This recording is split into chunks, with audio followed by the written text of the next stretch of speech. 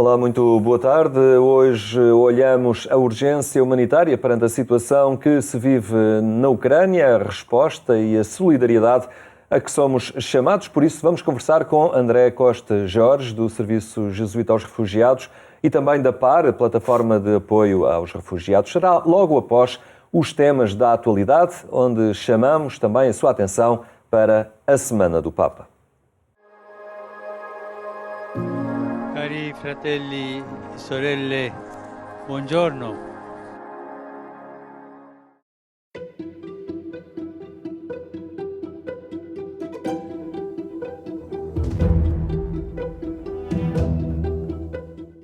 Uma guerra sem fim à vista, em que a principal derrotada é a humanidade de todos. O drama na Ucrânia está no coração do Papa. In Ucraina scorrono fiumi di sangue e di lacrime.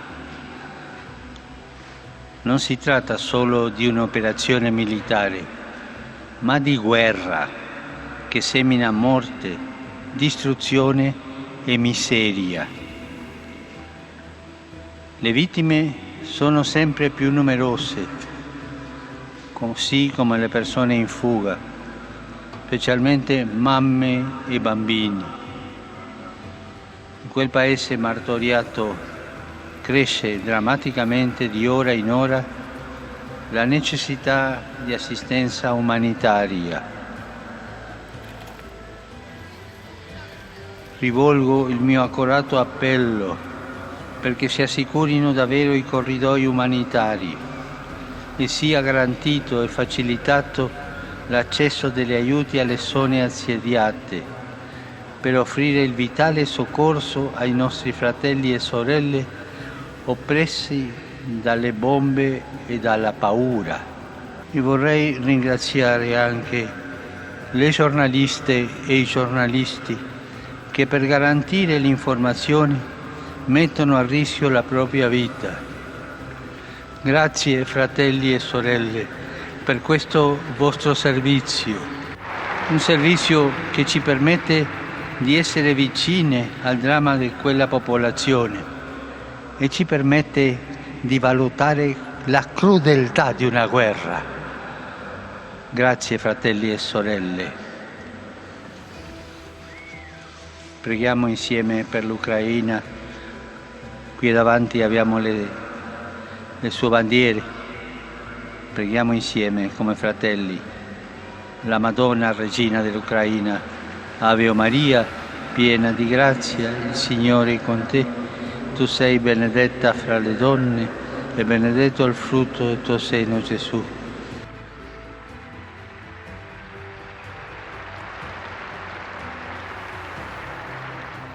La Santa Sede è disposta a fare del tutto, a mettersi in servizio per questa pace. Questi giorni sono andati in Ucraina 2 cardinali per servire il popolo, per aiutare. Il cardinale Krajewski e le Mossinere per portare gli aiuti ai bisognosi. Il cardinale Cerny, prefetto emerito del Dicastero dello Sviluppo Umano Integrale. Questa presenza dei 2 cardinali lì è la presenza non solo del Papa, ma di tutto il popolo cristiano che vuole avvicinarsi e dire: la guerra è una pazzia, fermatevi per favore, guardate questa crudeltà.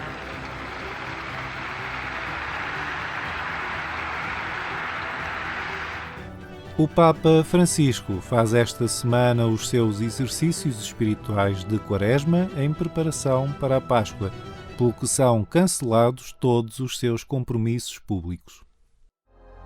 E non dimenticatevi di pregare per me. Arrivederci. Santuário de Fátima apresentou números de peregrinos e dados financeiros.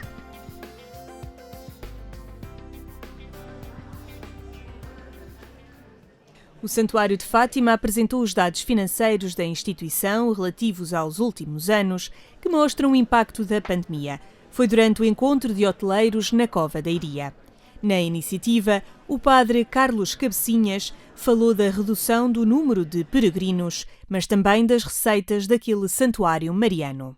Em 2021, registámos cerca de 2,4 milhões de peregrinos. Mais precisamente, nas nossas celebrações, participaram 2.375.310 peregrinos, num conjunto de 5.077 celebrações. Entre 14 de março de 2020 e outubro de 2021, Fátima esteve quase 6 meses sem qualquer peregrino e mais de 3 meses com inúmeros constrangimentos à circulação das pessoas. Se dúvidas houvesse, este tempo mostrou-nos como dependemos dos peregrinos e como precisamos deles e da sua presença. Nos últimos 2 anos, com a pandemia sempre presente nas vivências pessoais e comunitárias, a mensagem que Fátima transmite alterou o seu paradigma. Os peregrinos não se deslocaram ao santuário. Todavia, Fátima entrou nos lares de todo o mundo. Houve claramente uma mudança de paradigma que teve que ver com essa necessidade de levarmos Fátima a quem não podia vir a Fátima. Obviamente, nós continuamos a querer que as pessoas venham a Fátima. Obviamente que desejamos que os peregrinos venham ao Santuário de Fátima. Mas, por outro lado, também percebemos, e a pandemia ajudou-nos a dar esse passo, percebemos que uma coisa não substitui a outra. Isto é, que temos de continuar a apostar neste esforço de levar Fátima para além deste lugar, porque essa é também a melhor garantia de que as pessoas, quando tiverem a oportunidade, não deixarão de visitar Fátima. Apesar destes constrangimentos provocados pela Covid-19, o Santuário de Fátima não fechou as portas aos peregrinos. Naquele local, a luz mariana sempre esteve presente. O santuário não fechou portas. O santuário nunca fechou. Mesmo nos momentos de confinamento, o santuário manteve-se sempre como espaço aberto. Não era possível que as pessoas participassem nas celebrações, mas era possível que viessem ao santuário, e nomeadamente que visitassem a capelinha. No final do ano de 2020, tinham sido pouco mais de 1,4 milhões de peregrinos que passaram por este santuário na Cova da Iria. Embora, do ponto de vista da projeção de Fátima no mundo, tivéssemos alcançado números animadores, dado que foram mais de 6 milhões aqueles que estiveram connosco nas várias celebrações que fomos transmitindo nas nossas redes sociais e nas diferentes parcerias que fomos estabelecendo com diferentes órgãos de comunicação social. Nos últimos 2 anos, o decréscimo do número de peregrinos é notório. Agora, resta a esperança para os valores anteriores serem atingidos. Os valores e o número de peregrinos de 2019, a recuperação será necessariamente lenta. Eu gostaria de dizer que a impressão com que ficamos, sobretudo a partir do ano de 2021, é que os peregrinos portugueses, assim que tiveram a oportunidade, vieram a Fátima, regressaram a Fátima, mesmo não vindo em grupos organizados, isto é, mesmo não havendo tantos grupos organizados, não deixaram de vir. A grande falha ou a grande lacuna neste momento continua a ser os grupos estrangeiros. E o regresso dos grupos estrangeiros, dos peregrinos estrangeiros, será necessariamente moroso. A realização da Jornada Mundial da Juventude, em 2023, na cidade de Lisboa, pode ser um impulso para a retoma. Fátima sente saudades dos peregrinos. É a minha convicção. A minha convicção é que, por um lado, a Jornada Mundial da Juventude, que por definição é um acontecimento mundial. Por outro lado, a própria vinda do Papa e o anúncio de que o Papa vem a Fátima, projetará Fátima e trará certamente muitos estrangeiros. Depois teremos de perceber, e eu creio que esse será de facto um sinal muito importante, falta-nos ainda perceber se será um fenómeno passageiro, isto é, um momento culminante com muitos peregrinos estrangeiros, mas que depois não se mantém, ou se marcará a persistência ou permanência dessa vinda de peregrinos estrangeiros a Fátima. Creio que podemos estar a viver um novo ciclo neste segundo século de Fátima, animados que estamos já com o próximo ano, o ano da Jornada Mundial da Juventude em Lisboa, com as repercussões que antevemos aqui na Cova da Iria. Nesse contexto, contaremos também, de novo, com a presença do Papa Francisco, conforme vontade expressa do Pontífice.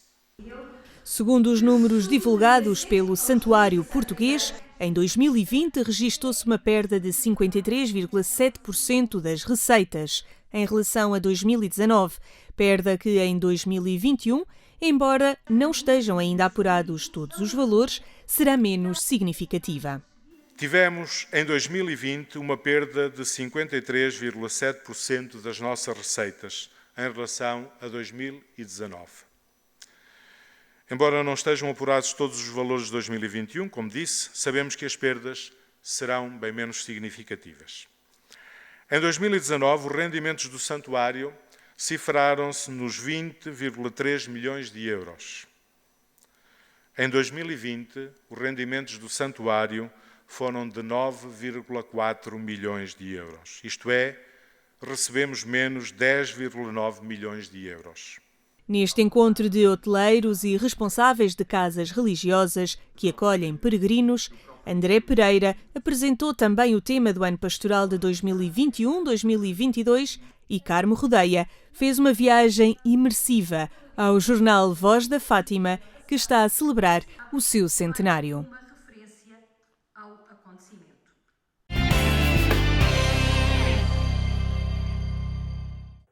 A atualidade religiosa na Igreja Católica que pode acompanhar em agência.eclesia.pt. Agora o desafio solidário nestes dias em que a Europa se vê a braços com um conflito que reclama resposta imediata. Está connosco o diretor da PARI, do Serviço Jesuíta aos Refugiados, André Costa Jorge. Boa tarde, obrigado por estar connosco. Boa tarde. Na realidade é uma situação de proporções que não víamos desde a Segunda Guerra Mundial, não é? Um fluxo repentino e em grande número de refugiados. Há uma mobilização muito grande por parte da Europa, é positivo ver esta solidariedade, porém ela tem que ser organizada, não é? E a PAR e o Serviço de Ajuda aos Refugiados trabalham precisamente na organização desta onda solidária que é boa. Pois, nós estamos, de facto, muito apreensivos, naturalmente, com tudo aquilo que se está a passar e que tem acontecido nos últimos dias. De facto, como disse, é verdade, nós estamos perante uma crise de refugiados do qual não temos memória, enfim, sobretudo esta geração mais nova, mas isto, de facto, tem, por outro lado, permitido que haja uma grande onda de solidariedade a nível europeu e também aqui a nível nacional. E, de facto, a nossa missão é a mesma: acompanhar, servir, defender os refugiados, os deslocados, onde quer que se encontrem. E, portanto, estamos, sim, a organizar várias ações no sentido de apoiar quem está na linha da frente e também preparar e começar já, e desde logo, a preparar esta capacidade de acolhimento que prevemos que venha a ser também exigente do ponto de vista da proteção das pessoas que nos procuram e que procuram aqui em Portugal a segurança que não encontraram e que procuram também chegar a Portugal e aqui ter a sua vida na expectativa de que as coisas possam melhorar em termos daquilo que é o conflito na Ucrânia.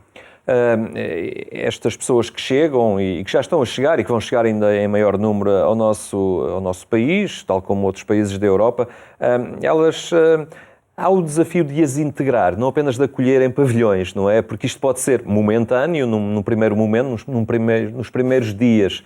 Mas depois há aqui todo um esforço de não deixar muito tempo estas pessoas nestas situações de emergência ou pontuais de as integrar socialmente. Não é? Claro, essa é uma dimensão, digamos, que nos tem ocupado bastante, no sentido de, por um lado, apoiarmos o acolhimento de emergência, e estamos em articulação com um conjunto de organismos públicos que têm vindo a desenvolver atividades de acolhimento de emergência e também estamos desde já a desenvolver uma rede de acolhimento com vista para que as pessoas possam sair das situações de emergência e passar a uma situação um pouco mais estável, nomeadamente em dois eixos fundamentais.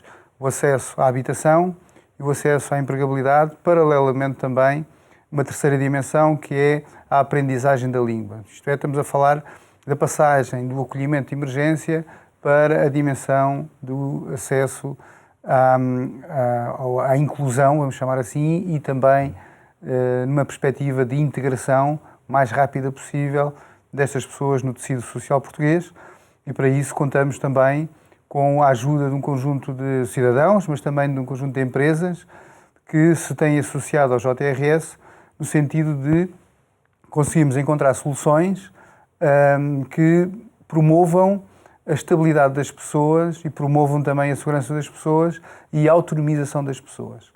No que diz respeito à habitação, estamos a desenvolver, por exemplo, com a Companhia de Seguros Fidelidade, uma modalidade de um seguro de fiador, porque estas pessoas, se querem arrendar uma casa, passando do acolhimento de emergência, se querem arrendar uma casa, por exemplo, não têm quem seja o seu fiador no mercado de arrendamento e, portanto, normal que um senhorio peça um fiador e nós conseguimos, junto à Companhia de Seguros Fidelidade, que a Fidelidade apoiasse o JRS e a Plataforma de Apoio aos Refugiados na constituição, no contrato de arrendamento, estar aqui o fiador ser assegurado também pela Companhia de Seguros. Também conseguimos, junto do Hospital da Luz, que também pertence ao Grupo Fidelidade, apoio médico para necessidades médicas específicas, sabendo que há listas de espera em Portugal para os cidadãos portugueses, a pandemia agravou de alguma forma a lista de espera, e, portanto, sabendo que estas pessoas podem vir com necessidades médicas específicas, não sabemos ainda quais são, mas reservamos também aqui um montante financeiro que permite que as pessoas possam, através desta espécie de seguro de saúde, ir ter consultas médicas digamos, paralelo ao direito que terão de acesso ao Sistema Nacional de Saúde, conforme o Governo previu. Portanto, nós estamos, com outras empresas também, a estudar aspectos de encontrarmos soluções que vão ao encontro das necessidades que as pessoas trazem. Prevemos que sejam muitas mulheres e crianças a vir para Portugal e, portanto, apoio escolar através de voluntários, apoio à habitação nestas e noutras modalidades que agora identifiquei também, recolher e sistematizar as ofertas de habitação que estão também a ser feitas por outras organizações, mas no nosso caso as pessoas podem, acedendo também ao site, quer do Serviço de Visita aos Refugiados, quer ao site da plataforma, inscrever assim as suas ofertas, as suas disponibilidades. Se alguém tem uma casa que queira arrendar ou queira disponibilizar para o acolhimento de famílias refugiadas, então pode fazê-lo contactando através do site ou contactando diretamente os serviços do Serviço de Visita aos Refugiados. Portanto, nós estamos a sistematizar essa informação no sentido de providenciar às pessoas aqui que chegam a Portugal e que têm chegado condições de transitar das estruturas de acolhimento de emergência para uma vida autónoma, que é isso que as pessoas querem, no fundo, entrar mais rapidamente possível na normalidade da vida, sendo que estamos a falar sobretudo de pessoas que deixaram lá os seus maridos, os seus pais, enfim, sabe-se que os homens têm tido dificuldade ou não podem sair porque quer voluntariamente ou porque a lei na Ucrânia não permite, têm chegado sobretudo mulheres e crianças que são também as maiores vítimas também neste conflito. Esta vaga solidária, importa também configurar aqui mais organização a esta avalanche de solidariedade? Estou-me a referir a quem vai com veículos próprios, levar bens e trazer pessoas. Há aqui também que criar aqui algum ordenamento, digamos? Sim, olha, essas iniciativas individuais e da sociedade civil são um pouco imparáveis, não é? Quer dizer, não há como, dizemos a alguém, não ajudes, não é? As pessoas querem fazê-lo e fazem muitas vezes de forma espontânea, mais ou menos organizada, mas sempre com um imenso coração e, no fundo, com esta vontade de não ficar parado e não poder e de ajudar. Nós estamos a organizar também nesse capítulo esse esforço voluntário de várias iniciativas no país e, portanto, também aqui lanço o apelo de que quem quiser promover este tipo de atividades também contactar também o Serviço de Visita aos Refugiados, no sentido de nós podermos aglomerar iniciativas também ao nível municipal, que possam prosseguir e possam resgatar pessoas. Também é importante perceber que existe um conjunto de condições prévias que devem ser acauteladas neste processo de resgatar, vamos dizer assim, as pessoas. A informação ainda hoje enviámos há uns dias uma colega nossa que é ucraniana e que foi com o marido, portanto em nosso nome também, à Ucrânia, identificar a situação, conversar com as pessoas e perceber como é que podemos agir melhor. E estamos em constante contacto com ela, no sentido também de preparar na Polónia, mas também em contacto com o Serviço de Ajuda aos Refugiados na Roménia, no sentido de percebermos quem é que está ou não tem, digamos, condições de ir de moto próprio para outros países e, portanto, fica vários dias em zonas de trânsito, em zonas nestes centros de acolhimento e que estejam na disponibilidade e que queiram vir e que aceitem, digamos, o acolhimento que Portugal e os portugueses podem oferecer. E, portanto, estamos, nesse sentido, a tentar ajudar as iniciativas dos cidadãos, da sociedade civil, de forma a que este processo corra de forma mais ordenada possível. Muito bem, André Costa Jorge, fica então aquilo que está em curso e também este desafio a que os portugueses visitem, nomeadamente as páginas na internet da PAR e do Serviço de Ajuda aos Refugiados, também para criar um certo ordenamento e potenciar, ao fim e ao cabo, que é o que se pretende esta ajuda solidária. Obrigado por ter estado connosco. Mas, no fim, agradecer ainda a sua companhia e desejar uma boa tarde. Até amanhã, se Deus quiser.